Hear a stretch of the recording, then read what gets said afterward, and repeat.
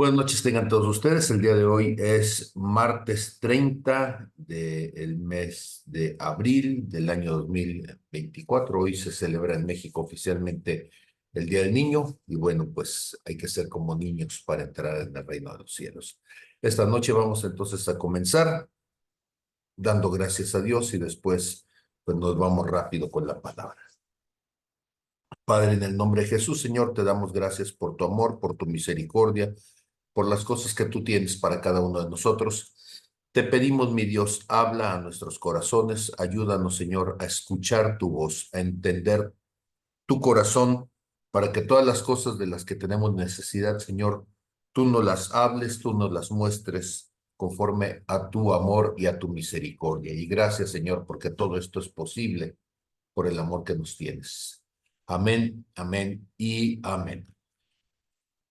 Hay un pasaje que es muy conocido entre el pueblo de Dios y se encuentra este pasaje en Primera de Reyes, capítulo 19, y ahí es donde vamos a comenzar. Primera de Reyes, capítulo 19. Les platico rápidamente qué es lo que ha ido sucediendo. Bueno, pues en el capítulo 18 resulta que Elías se enfrentó a Acab. Ya habían pasado 3 años de que Elías le había notificado a Acab de que iba a haber una sequía, y en esa sequía ustedes recuerdan pues que Dios le dio de comer en el arroyo, mandó un cuervo, después fue con la viuda y le dio de comer del pan, pero finalmente hay un punto en donde cuando se han cumplido esos 3 años, Elías sale y se enfrenta entonces a los profetas de Acera y de Baal, 850 personas contra uno solo, pero con Dios de su lado. Y si ustedes recuerdan, ellos van a hacer entonces un altar y la idea es demostrar quién es el Dios. Dijo Elías, aquel en donde Dios haga caer fuego, ese sea Dios sobre el pueblo de Israel. Y entonces, cuando sucede todo esto, Dios hace caer fuego sobre la ofrenda. Allá en el verso 38 cae fuego de Dios, consume el holocausto y después de eso le hace al barbero, les corta las barbas con todo y cuello a 850 personas, y con todo esto entonces el pueblo de Israel se arrepiente y se entrega una vez más a Dios. Pero en el capítulo 19 tenemos entonces que Acab, que era el rey de Israel, le dice a su esposa Jezabel las cosas que han sucedido, y Jezabel, que es literalmente una bruja, le dice: así me hagan los dioses y aún me añadan, dice en el verso 2, si mañana a estas horas no te he puesto a tu persona como la de uno de ellos, o sea, te voy a matar. Y entonces, viendo el peligro, pues el profeta se levanta, huye para salvar su vida, se viene a Berseba, que está al lado de Judá, deja allí al criado y él sigue adelante y se mete al desierto un día de camino. Y cuando se mete, se encueva, está en una depresión tremenda debajo de un enebro y deseaba morirse, ¿sí? Él está deprimido completamente. Y le dice entonces a Dios: basta ya, oh Jehová, quítame la vida, pues yo no soy mejor que mis padres. Y echándose debajo del enebro, se queda dormido, y he aquí un ángel de Dios le toca y le dice: levántate y come. Él mira lo que está sucediendo, mira al ángel, mira la comida lista, ve que a su cabecera hay una torta cocida sobre las ascuas, sobre la fogata, en las brasas, una vasija de agua. Entonces él se levanta, come, bebe y se vuelve a dormir porque está deprimido. Y otra vez el ángel, sí, volviendo, la segunda vez le toca y le dice: levántate, come, porque el largo camino te falta todavía. Y entonces él se levanta, pues, come y bebe, y fortalecido por aquella comida, ¿sí? Le quiero pedir la receta de esa comida donde comes una vez y duras 40 días y 40 noches sin cansarte, ¿sí? Tremendo que pasen la receta. Y llega entonces al monte de Dios. Y estando allí se mete en una cueva. Está encuevado. Cuando estamos deprimidos, de repente no queremos ver a nadie, a veces ni a Dios. Estamos ocultos, estamos haciendo ayuno, ayuno de cristianos, ayuno de iglesia, ayuno de familia, ayuno de trabajo, ayuno de todo lo que se puede. No queremos saber de nadie, pero ahí en medio de todo eso se escucha la voz de Dios que le dice, ¿qué haces aquí, Elías? ¿Alguna vez ustedes han escuchado esa vocecita donde Dios te dice, ¿qué haces ahí encuevado, nada más viendo Netflix o alguna cosa por ahí? Y entonces él se empieza a justificar y le dice, he sentido un vivo celo por Jehová, Dios de los ejércitos, porque los hijos de Israel han dejado tu pacto, han derribado tus altares y han matado a filo de espada, ¿verdad? A tus profetas. Todo eso es verdad, ¿sí? Ahora, Dios le había dado una victoria tremenda y él, pues más que ver la victoria, está viendo el riesgo, la amenaza, está asustado y dice, y solo yo he quedado y me buscan para quitarme la vida. Dios nos va a decir en medio de todos de estos pasajes que no es el único, que hay otros 7,000 que no han doblado rodilla y que no está solo, pero Dios le dice, sal fuera. Ahora, yo quisiera que pensaran ustedes en esta frase, sal fuera. Yo sé que suena inclusive redundante, nadie puede salir hacia adentro, pero ¿qué es lo que está diciendo realmente este pasaje? Sal fuera. ¿Qué tendríamos que entender por ello? ¿Sí? Eh, ¿Alguien tiene deseo de participar para ir comenzando el diálogo? Sí.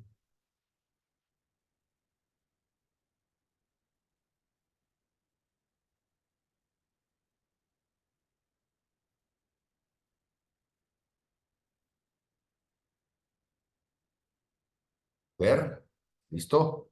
Vale. Ok, allá. Fede, ¿qué dicen? Sal fuera. Pues lo considero como que es decir, no te quedes en la depresión, sino sal al mundo exterior, no estés nada más rumiando ahí tu propia miseria, tu egoísmo, sino que salgas y te conectes con lo que hay afuera de ti. Ajá, muy bien, muy buena. Ahí vamos, ahí vamos. Fer, ¿qué nos dices? Sal fuera.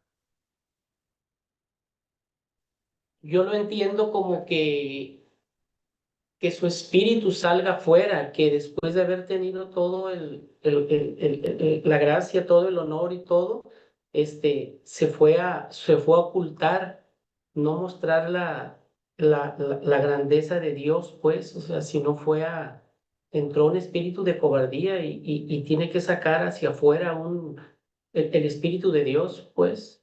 Ajá. Hay un pasaje que es bien interesante cuando lo ligamos desde aquí. Ese pasaje ustedes lo conocen también muy bien porque hemos hablado muchísimo de él. Se encuentra en Génesis capítulo 3. El hombre acaba de pecar. Dios está paseándose por el huerto, pero noten ustedes qué es lo que Dios le dice a Adán, ¿sí? En el verso 9. Mas Jehová llama al hombre y le dice, ¿dónde estás tú? ¿Sí?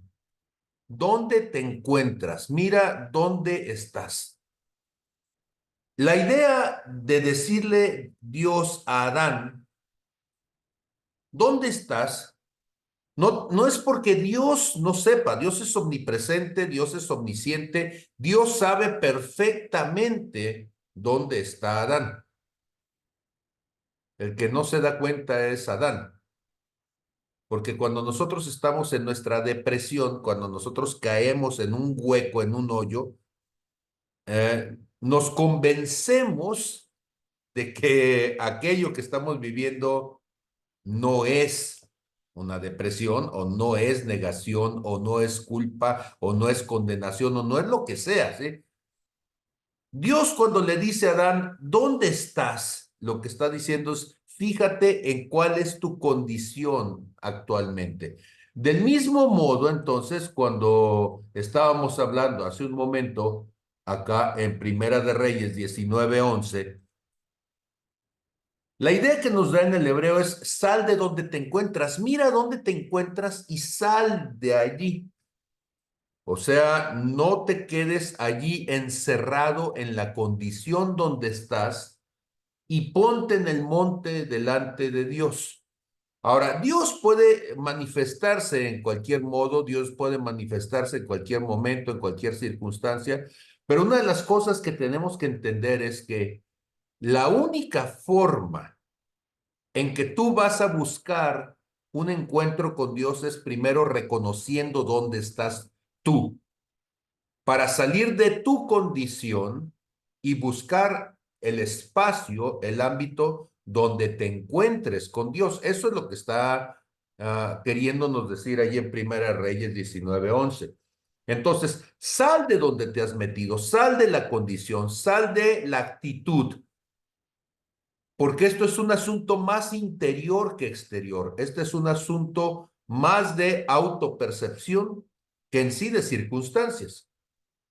Y ponte en el espacio de búsqueda, ponte en el espacio donde te vas a encontrar con Dios.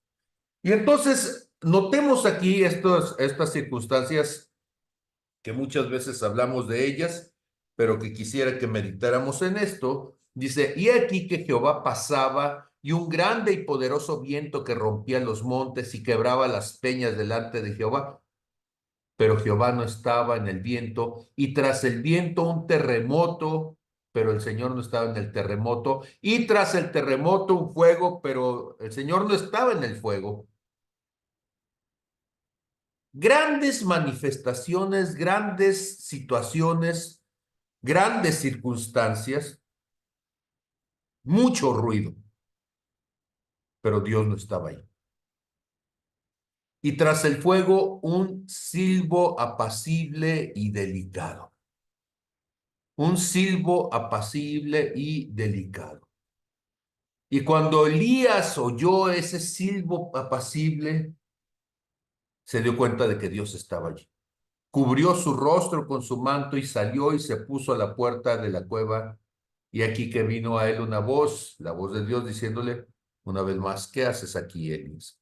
Esta noche yo quisiera que meditáramos, quiero invitarlos a que podamos meditar sobre algo que a veces no somos conscientes y que este pasaje para mí me sirve mucho como pretexto para poder acercarnos al tema, y es el asunto del ruido. Pero no estoy hablando solamente del ruido en lo físico, porque hay distintos tipos de ruido. Estoy hablando más bien del ruido al interior.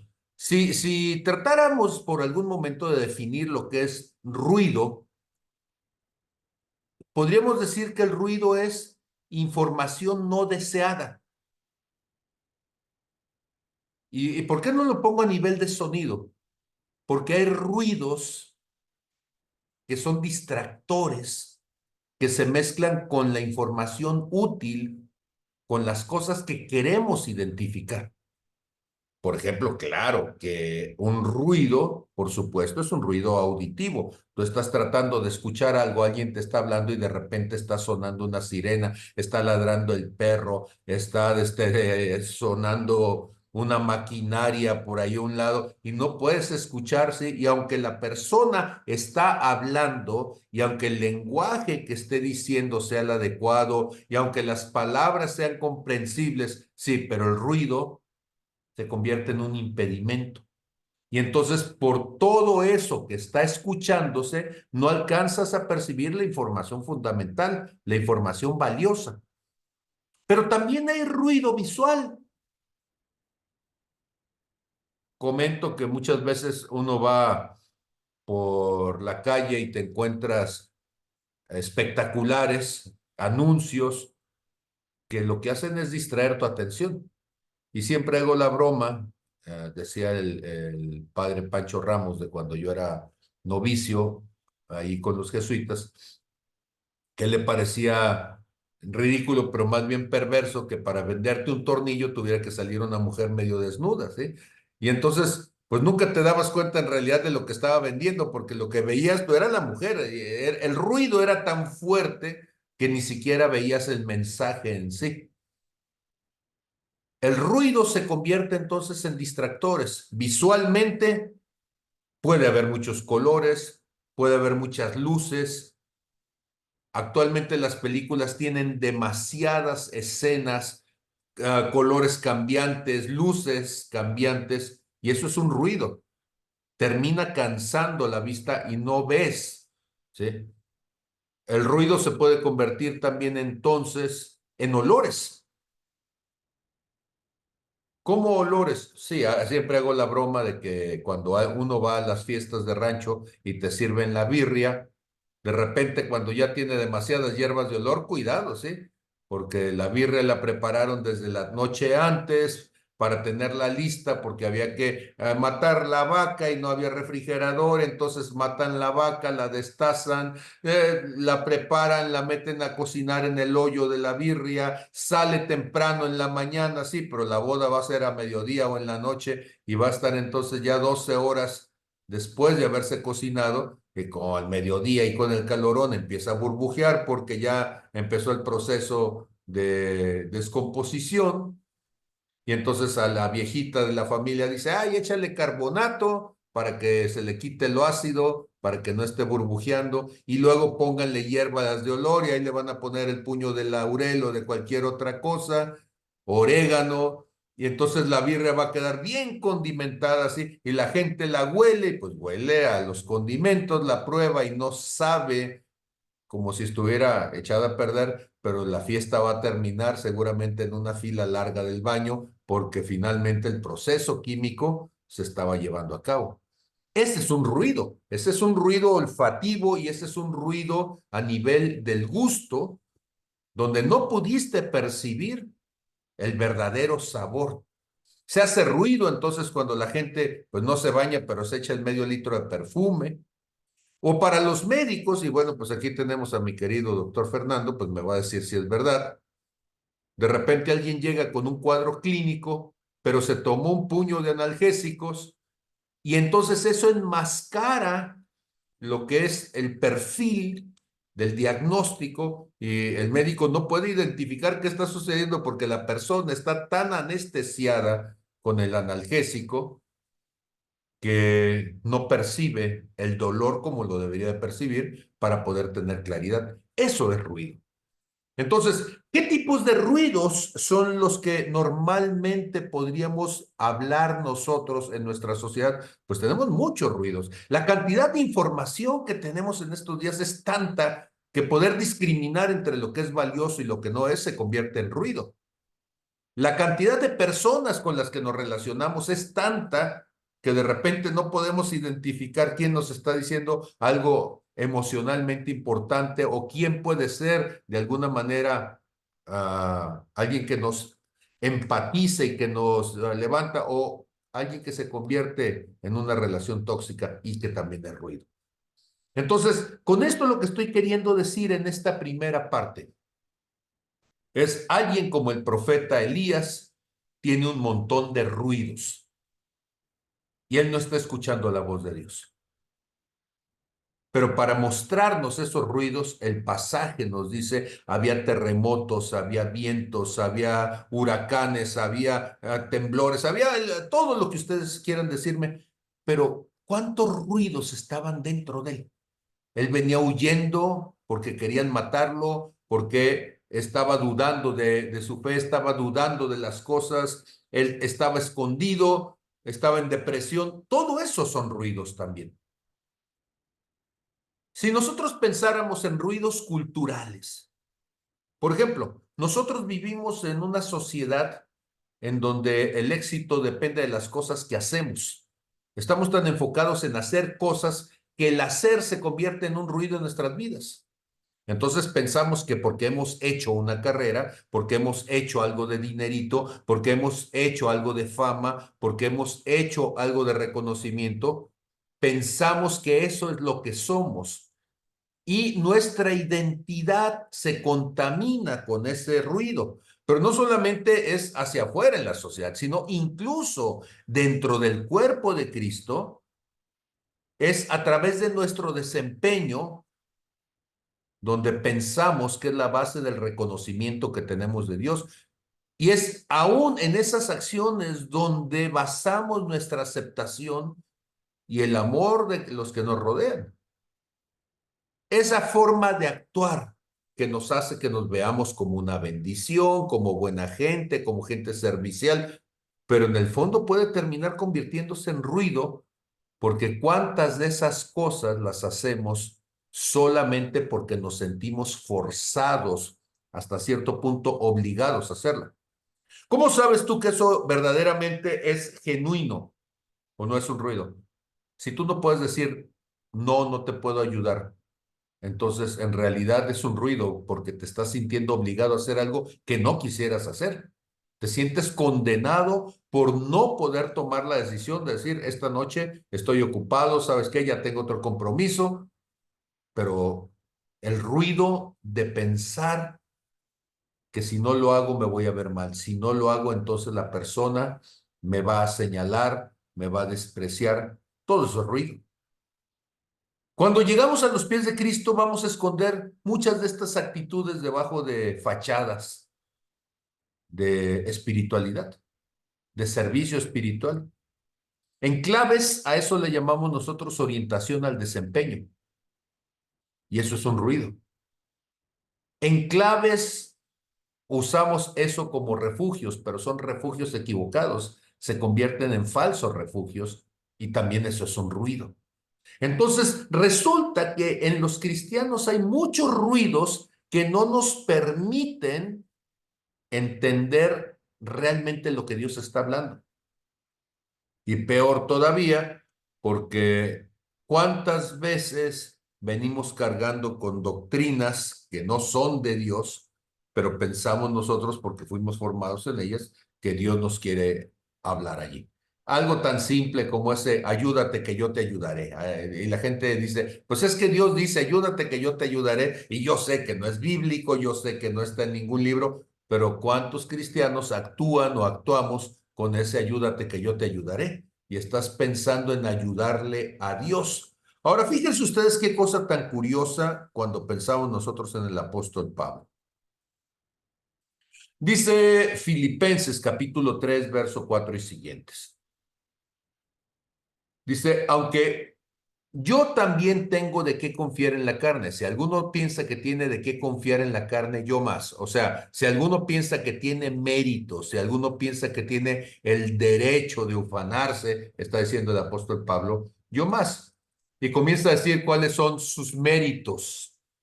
Circuncidado el octavo día, del linaje de Israel, de la tribu de Benjamín, hebreo de hebreos, en cuanto a la ley, fariseo, en cuanto a celo, perseguidor de la iglesia, en cuanto a la justicia que es en la ley, irreprensible. O sea, está diciendo todas las cosas que se supone que en el cristianismo, bueno, en el caso de ellos, en el judaísmo, eran válidas, aceptables, deseables. Él dice, las tengo todas, ¿sí? Tengo todas las etiquetitas. Dice el verso 7, pero cuantas cosas eran para mi ganancia, las he estimado como pérdida por amor de Cristo. Todo lo que se supone que era importante, yo lo he desechado voluntariamente. Todo lo que era supuestamente deseable, yo he dicho, no me importa. Y dice el verso 8, y ciertamente aún estimo todas las cosas como pérdida por la excelencia del conocimiento de Cristo Jesús, mi Señor, por amor del cual lo he perdido todo y lo tengo por basura a fin de ganar a Cristo y ser hallado en él, no teniendo mi propia justicia, que es por la ley, sino la que es por la fe de Cristo, la justicia que es de Dios por la fe, a fin de conocerle y el poder de su resurrección y la participación de sus padecimientos, llegando a ser semejante a él en su muerte, si en alguna manera llegase a la resurrección de entre los muertos. ¿Qué está diciendo el apóstol Pablo? Está diciendo que son cosas, todas ellas, que generan ruido, por ponerlo en el contexto de lo que estoy platicando. Ahora, ¿yo soy pastor? Pues sí, pero ¿y qué pasa si alguien no me dice pastor? No pasa nada, porque yo ya me di cuenta que eso es ruido en mi vida.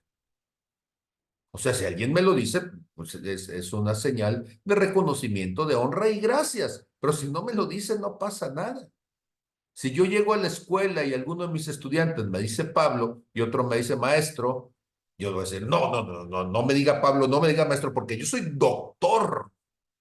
Y dado que soy doctor y además se supone que tengo dos, bueno, entonces tendría que decirme doctor, doctor. ¿Sí? Pero eso es ruido. Es el ruido del ego queriendo entonces acallar mi falta de identidad. Es el ruido del ego queriendo sobrepasar la carencia, el vacío del corazón ante el no saber quién verdaderamente se es. El ruido tan fuerte del vacío, cuando el que se baja de la camionetota, ¿sí? Le dice a la persona, ¿y qué? ¿No sabe quién soy yo? Pues el ruido en tu vida no permite que tú sepas quién eres tú. Porque piensas que tener dinero te hace alguien. No, tener dinero implica simplemente que tienes dinero. Habría que ver cómo lo tienes, cómo lo lograste, ¿sí? Porque inclusive puede ser hasta un gesto de que abusaste de alguien y por eso eres tan abusivo con todos, ¿sí? Entonces, dice el apóstol Pablo, ¿sí? Por amor del cual lo he perdido todo y lo tengo por basura. El apóstol Pablo está diciendo, a estas alturas de mi vida he identificado que todo eso, en lugar de venir a fortalecerme, me hace ruido al pensar que eso soy yo. Entonces, entender que hay cosas en donde lo que se espera de mí, lo que Dios espera de mí, es que pueda estar desnudo y transparente en mi corazón, libre de todo aquello que es un impedimento. Esto del ruido es tan importante que inclusive hay un aspecto doctrinal en donde nosotros vemos en Efesios capítulo 2, en el verso 8, lo que es la cuestión de las obras. Dice, porque por gracia sois salvos por medio de la fe, y esto no es de ustedes, o sea, no es mérito tuyo, pues es un regalo, es una gracia de Dios, no por obras para que nadie se gloríe, porque somos hechura suya, creados en Cristo Jesús para buenas obras, las cuales Dios preparó de antemano para que anduviésemos en ellas.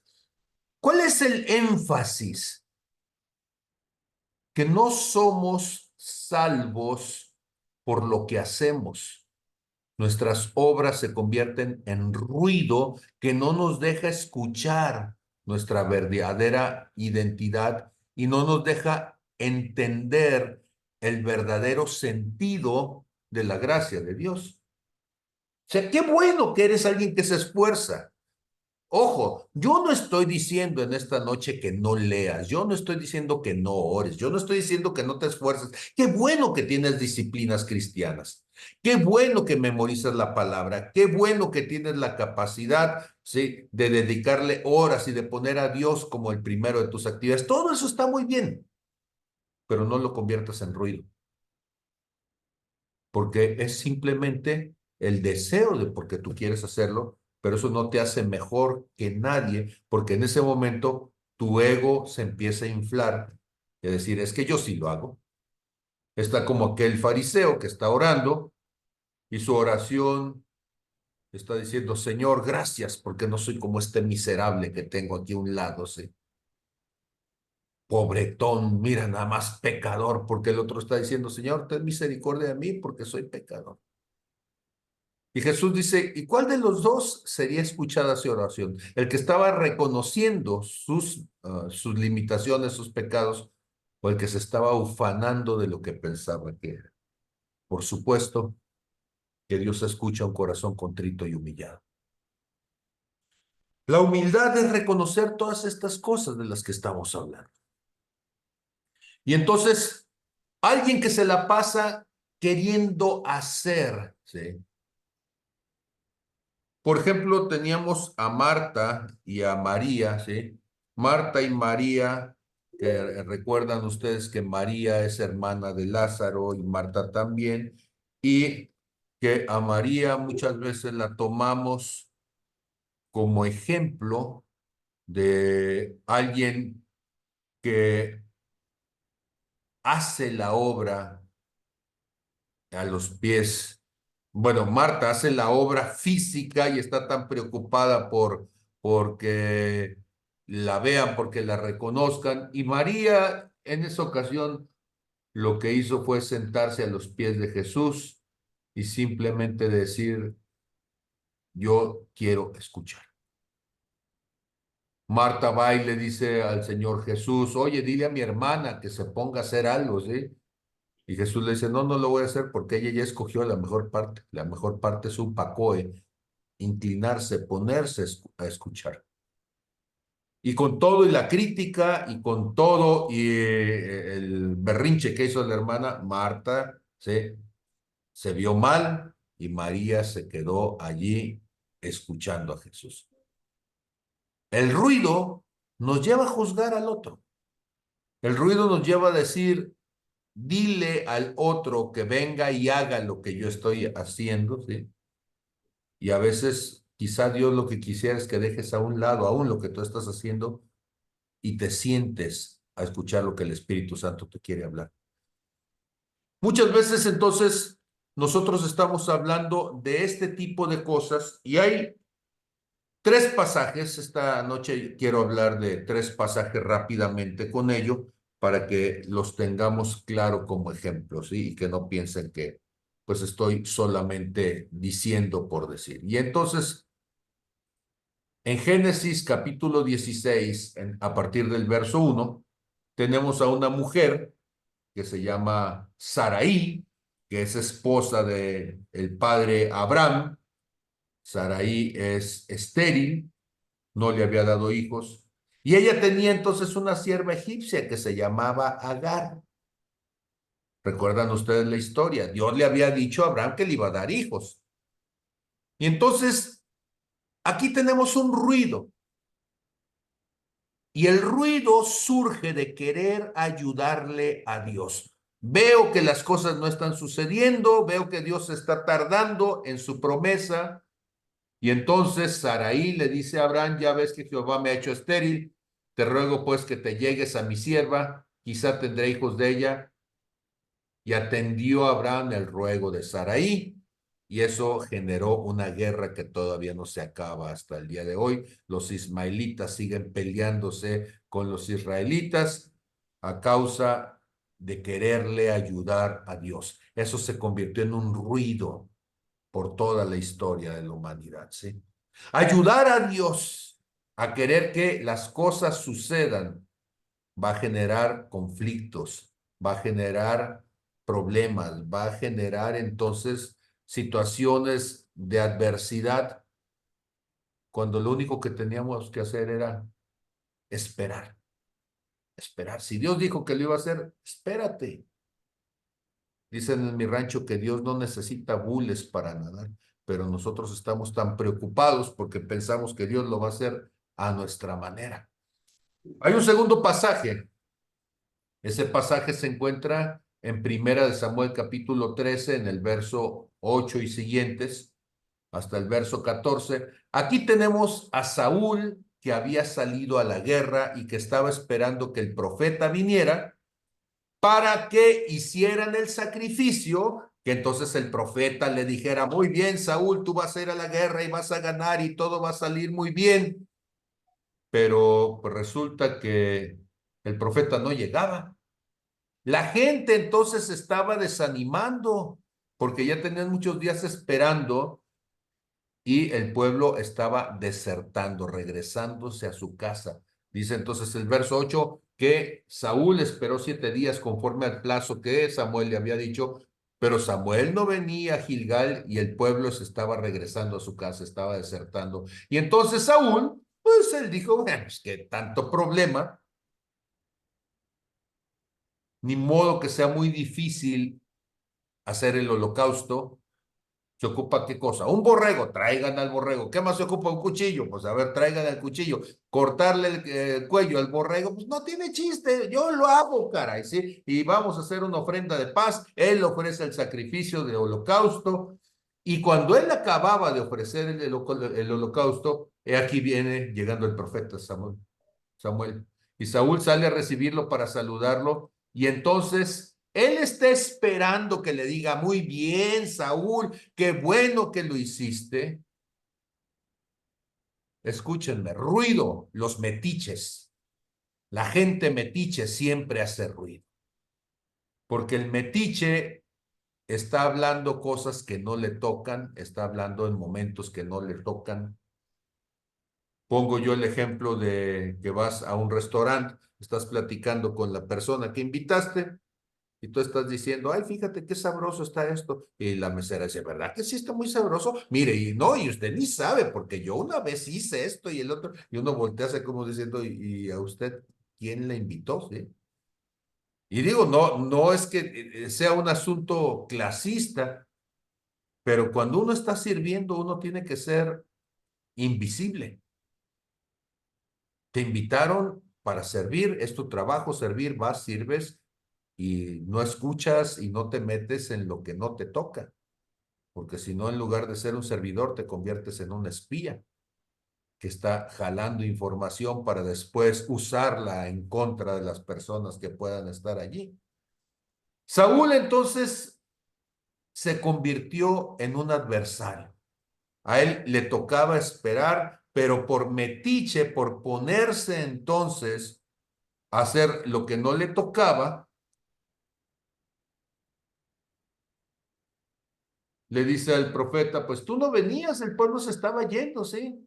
Los filisteos estaban ya reunidos en Migmas, ya estaba la guerra lista, ¿sí? Y entonces yo dije, ahora descenderán los filisteos contra mí en Gilgal, ¿sí?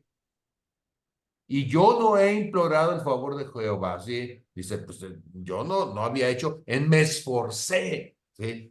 Fíjate, nunca lo he hecho y me esforcé, lo hice, le eché ganas, está tratando de convencer al profeta de que lo que hizo fue correcto. Dice, me esforcé pues y ofreció holocausto. Y entonces Samuel le dijo a Saúl, locamente has hecho. No le aplaudió, no le dijo qué bien que hiciste, le dice, locamente has hecho, no guardaste el mandamiento de Jehová tu Dios que él te había ordenado, pues ahora Jehová hubiera confirmado tu reino sobre Israel para siempre. Fíjate a lo que yo venía a decirte que el Señor te iba a ayudar, que te iba a apoyar, que iba a estar contigo, mas ahora tu reino no será duradero, ahora serás desechado. Jehová se ha buscado un varón conforme a su corazón, al cual Jehová ha designado para que sea príncipe sobre su pueblo, por cuanto tú no has guardado lo que Jehová te mandó. ¿Sí? Y entonces el metiche se enoja y a partir de allí va a estar con la espada desenvainada contra el que se pueda levantar.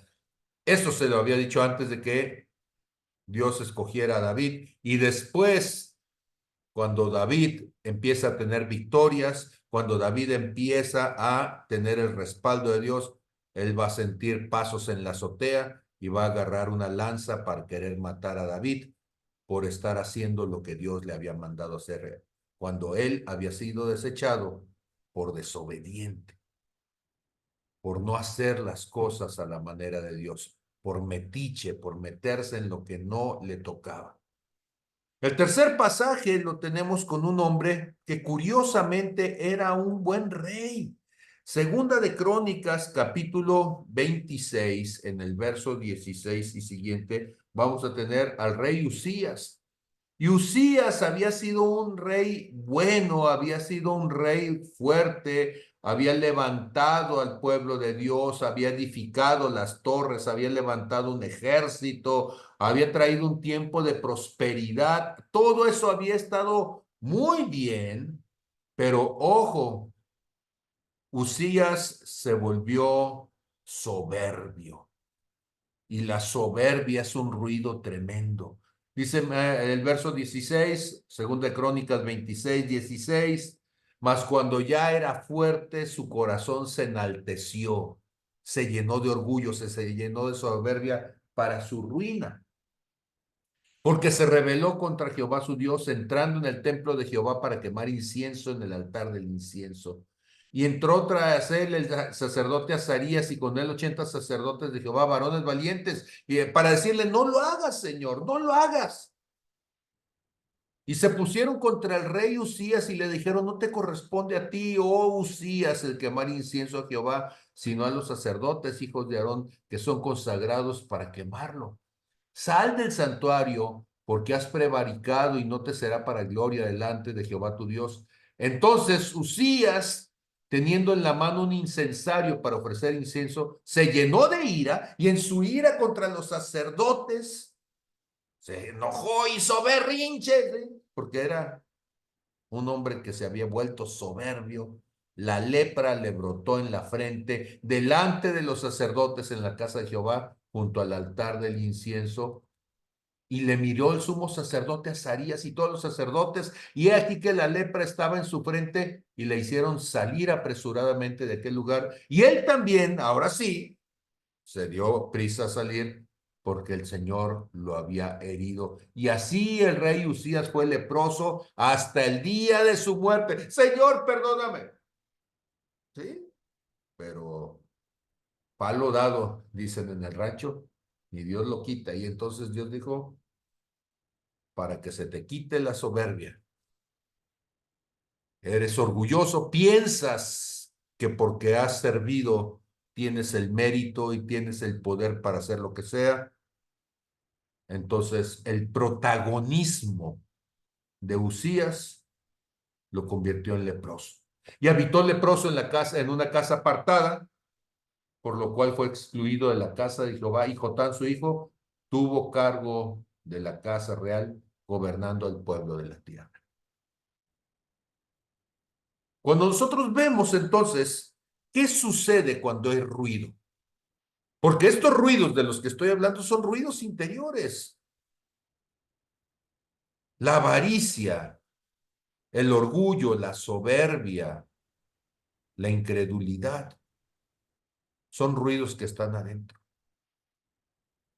Por esos ruidos la gente se deforma, se convierte en seres monstruosos, nos convertimos en seres monstruosos. ¿Por qué mientes? Porque tienes miedo de que te conozcan tal cual eres. Y entonces generas un alter ego, generas una imagen distorsionada de ti, y eso es lo que quieres proyectar, sí, pero eso es un ruido interior. Queremos acallar el ruido de lo que Dios nos está hablando.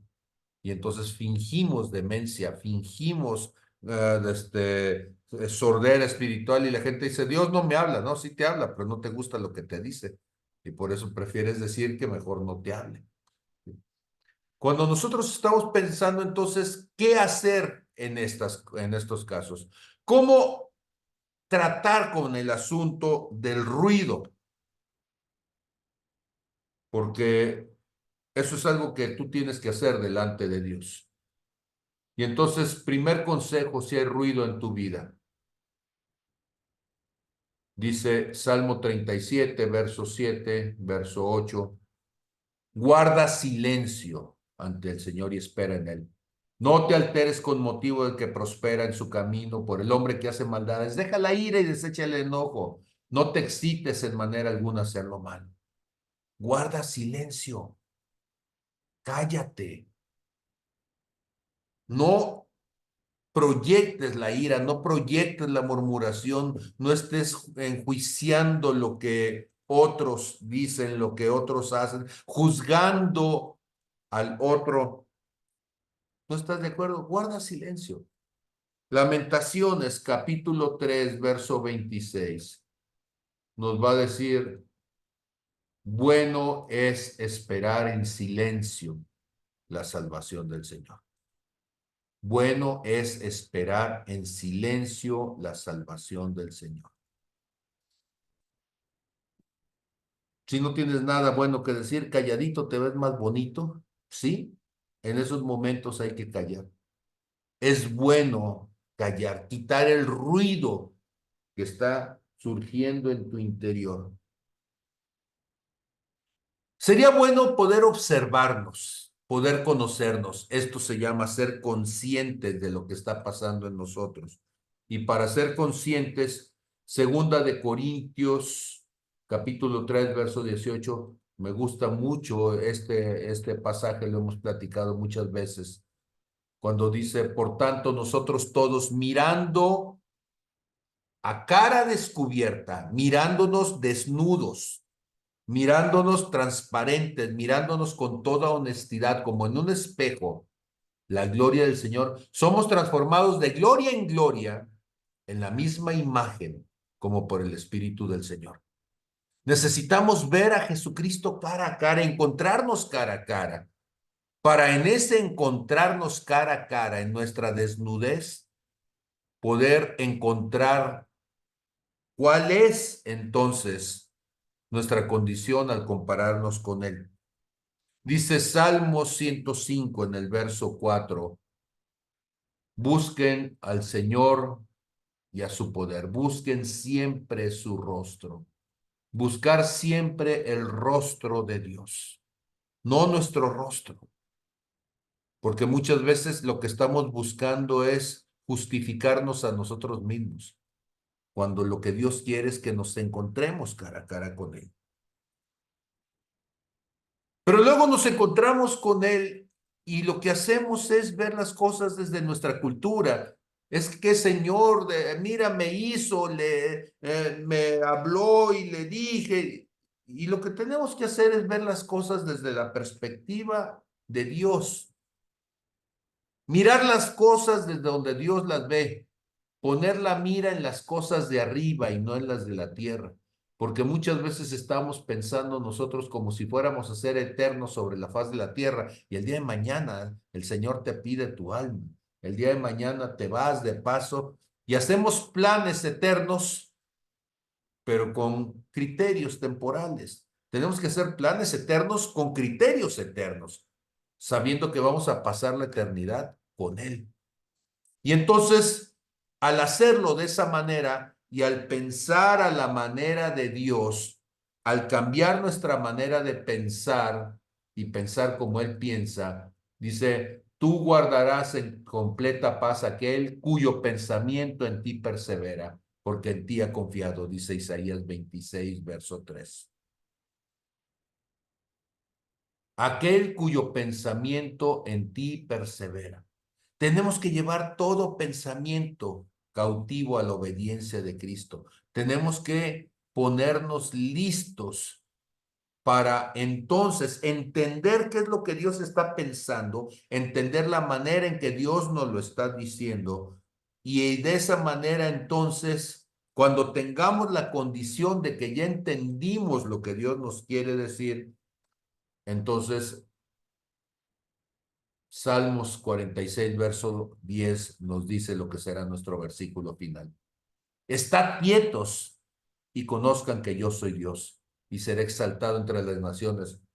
Enaltecido seré en la tierra. Estad quieto. ¿Por qué estoy compartiendo esto? Porque en estos días, Salmo 46, verso 10 fue el verso que Dios me dio para mí. Porque estaba muy inquieto. Y la palabra inquietud no significa que te estás moviendo por fuera. Significa que tus emociones se están moviendo por dentro. que estás estresado, angustiado, temeroso del futuro, con un montón de situaciones que no puedes encontrar la paz. Ah, bueno, y Dios dice, está quieto, encuentra la paz, descansa en mi presencia, olvídate de aquellas cosas que te están metiendo en conflicto, está quieto y conoce que yo soy tu Dios. Yo soy la respuesta de lo que tú necesitas. Tu vida está en mis manos. No está en manos de la universidad, no está en manos del Seguro Social, no está en manos de la cuarta T, de la quinta o de la décima T. No está en manos de AMLO que se van y de Claudia Chauvan que venga, o Xochitl, o Maynés, o quien vaya a ser, ¿sí? No está en manos de ellos. Tu vida está en Cristo. Está quieto. Aprende a guardar silencio. Que tus traumas del pasado, que tus ansiedades del futuro, que tus berrinches del día de hoy, que tus carencias, que tus pobrezas, que tus miserias, que cualquier cosa que te haga ruido, tú la puedas hacer a un lado y aguardar en completa paz. Decir, este ruido no me va a desconcentrar. Este ruido no me va a impedir escuchar la voz de mi Dios.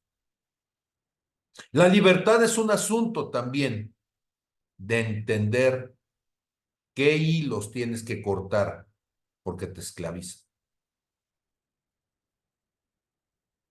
Últimamente tengo una condición en el oído, se llama tinnitus. Van a decir, bueno, este hombre se enferma de todo. Bueno, pues me enfermo seguramente de cosas que tienen que ver con las actividades que hago, pero sirve para poderse dar cuenta de una cosa y que tú no lo entiendes hasta que lo has vivido, ¿sí?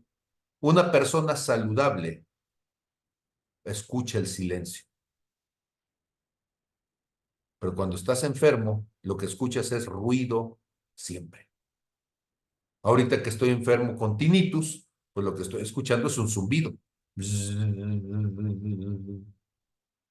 Yo no apreciaba el silencio, no valoraba tanto el silencio. Vaya, me gusta, pero no lo valoraba tanto hasta que comencé con esta condición, porque ahora, aunque todo esté callado, el ruido ya no está afuera, el ruido está adentro y necesita sanarse.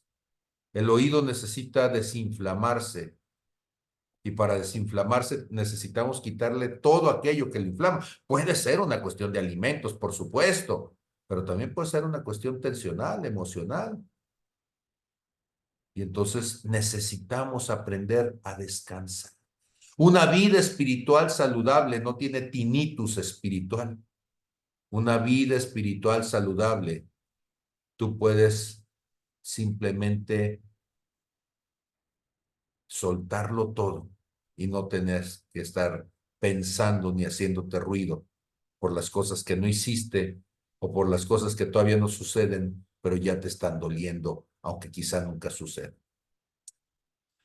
Pues es mi anhelo que ustedes, como lo decía al principio, hablando del profeta Isaías, es mi anhelo que ustedes puedan escuchar el silbo suave, apacible, delicado de la voz de Dios, más allá del terremoto, más allá del fuego, más allá de todo el viento, el huracán, que tú puedas encontrar la gloriosa paz de Dios. Amén, amén y amén. Pues, ¿qué piensan de esta palabra?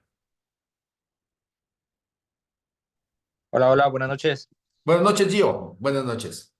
Hola, cuando hablabas sobre, bueno, la solución, ¿no?, al ruido, dijo varios versículos sobre el guardar silencio y en mi mente estaba, he escuchado también que ayuda mucho lo que es el ayuno, que es precisamente callar lo que el cuerpo está pidiendo y es una forma también de silenciar, ¿no? Para como callar la carne y agudizar el espíritu.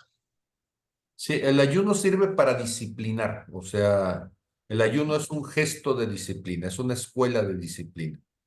Si tú puedes someter a tu cuerpo en cosas que son fundamentales para la vida, por ejemplo, el comer, sí, pero hay otros ayunos que también hacemos y no nos damos cuenta, ¿sí? Por ejemplo, ayunamos. Ayunar es reprimir el cuerpo para una necesidad fundamental. Tú vas manejando, tienes ganas de ir al baño y vas manejando, pues te aguantas, ¿sí? Entonces, este, tenemos tenemos varios esfínteres, o bueno, por supuesto el más conocido es el anal, bueno, pero también tienes esfínter en tu estómago, ¿sí? Y pues los usas para que el alimento no salga o para que se mantenga el tiempo necesario dentro del estómago. Pero los esfínteres lo que nos muestran es que tú puedes apretar para que algo no se salga. Cuando biológicamente podría salir, tú tomas control y gracias a eso no vives con los pantalones manchados. Así. Ahora, Sí. ¿por qué tengo que poner ese ejemplo bruto? Porque la primera condición de sociabilización que tiene el ser humano, o sea, cuando el ser humano empieza a demostrarse a sí mismo que no es un animal, sino que es un ser social, es cuando tú puedes, en lugar de zurrarte en los pantalones, decir, me aguanto y voy al baño. Significa que tienes dominio sobre ti mismo. El ayuno, entonces, es el dominio sobre ti mismo. ¿Cómo se logra la mansedumbre? Ayunando. ¿Sí? Y entonces hay muchas cosas que hacen ruido y tenemos que aprender a ayunar. Por ejemplo, voy a decir tonterías aparentemente, pero probablemente alguien cuando escuche esto le pueda ayudar. Si te da conflicto y te sientes miserable después de haber visto pornografía y haberte masturbado, bueno, pues entonces ayuna y mejor ya no veas pornografía y ya no termines haciéndolo. ¿Sí? Te va a traer libertad de conciencia. ¿Sí? Si te sientes mal porque andas de adúltero, pues ya no andes de adúltero, ayuna de adulterio para que entonces en santa paz llegues a tu casa y con tu esposa y te la lleves felizmente sin tener que andarte escondiendo. Si eres de las personas que abre la boca y se te sale un sapo, una culebra, pues entonces reprime ese deseo, ayuna de palabrotas para que entonces cuando hables no metas la pata y después te tengas que andar arrepintiendo. Todas esas cosas son ayuno. Entonces no sé si ayuda un poquito, Gio. Sí, sí, sí. Y eso quita el ruido, ¿sí? El ruido en la conciencia. ¿Cómo se llama el ruido en la conciencia? Se llama condenación. Y cuando le quitamos las causas de la condenación, ya no te sientes condenado. Ya no hay condenación para los que están en Cristo Jesús, los que no andan conforme a la carne, sino conforme al Espíritu. Amén. Bien. Gracias. Sí, para servirte. Fer, Hace rato que mencionaba a Pablo y todos esos ejemplos, me vino a mí a la mente el contrastarlo con el joven rico, ¿sí? Que el joven rico también era un dichado de virtudes y de talentos, pero él fue dejado ir. ¿Por qué? Por no poder dejar todas esas cosas materiales que yo las estaba contrastando cuando usted estaba comentando, ¿sí? Cómo hoy estamos tan encariñados de lo material, ¿sí? A lo que está tan de moda de decirle apegos y todo, ¿sí? Y que en la medida que no trabajemos y dejemos esos apegos, vamos a seguir atados. A mí me contrastó mucho esa parte, sí, porque mucha gente está buscando eh, caminos equivocados en el tener cosas materiales y ahí Pablo dice que lo tiene todo como basura, ¿sí? Ese así es el que es. ese es el que me pegó en la frente. Sí, ¿y cuánto te dura un título? Hasta la primera lesión cerebral, sí. O sea, después de eso ya no te sirve de nada. El papel está allí, pero un buen trancazo y queda uno atarantado. Y pues antes sí era muy brillante y ahorita hay que darle de comer en la boca. ¿Eh? Entonces, todas esas cosas son temporales, ¿sí? Puede ser uno brillante a los 40, 50, pero a los 90 puede ser que ya ni siquiera sepas cómo te llames, ¿eh? Entonces, uno tiene que verlo así, como un regalo temporal. Qué bueno que gracias a eso pudiste mantener a la familia, pudiste ayudar a otros, pero eso no te define, porque eso es temporal. Y que no nos haga ruido, ¿eh? Entonces, que la identidad no quede sobre eso. Ok, gracias, querido Fer. ¿Alguien más que tenga algo que aportar?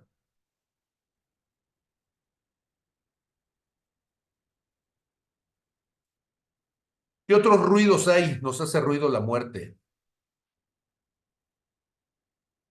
Y la muerte es algo que va a suceder, no es una opción la muerte. La muerte es una condición, va a suceder. Sucederá antes, sucederá después, sucederá avisándote porque estás en una enfermedad progresiva, o sucederá como sorpresa y como regalo del día, pero va a suceder. Entonces, que no te haga ruido, vive la vida como si estuvieras vivo, no como si ya te moriste.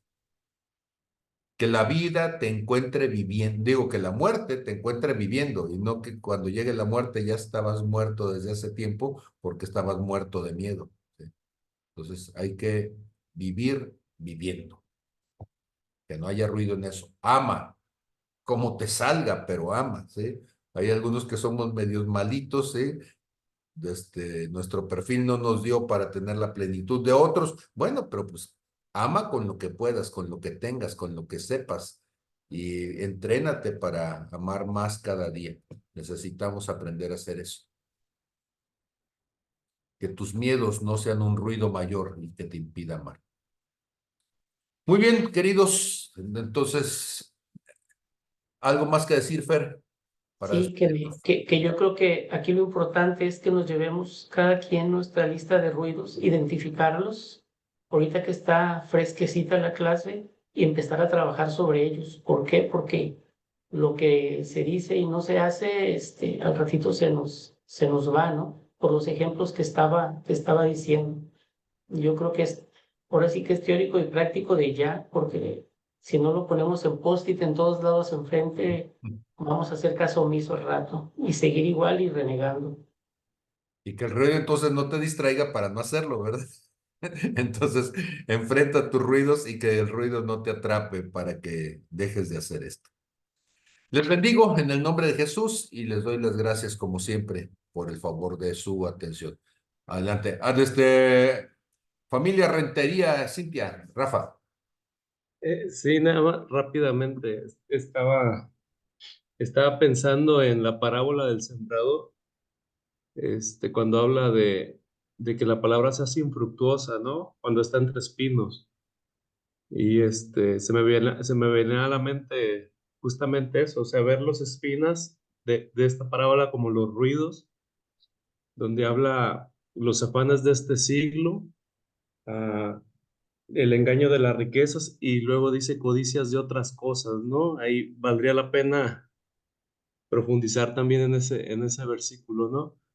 Pero me quedo con eso, pues creo que esta palabra, como decía un meme hace unos días, nos mantiene humildes, ¿no?